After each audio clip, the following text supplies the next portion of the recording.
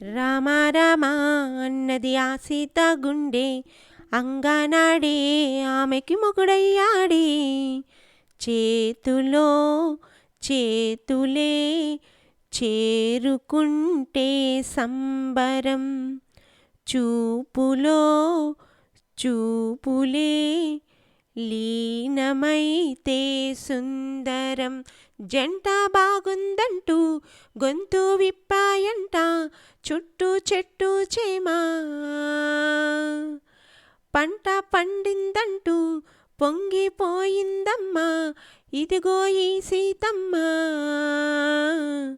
సీతమ్మ వాకిట్లో సిరిమల్లె చెట్టు, సిరిమల్లె చెట్టుపై చిలక వాలింది.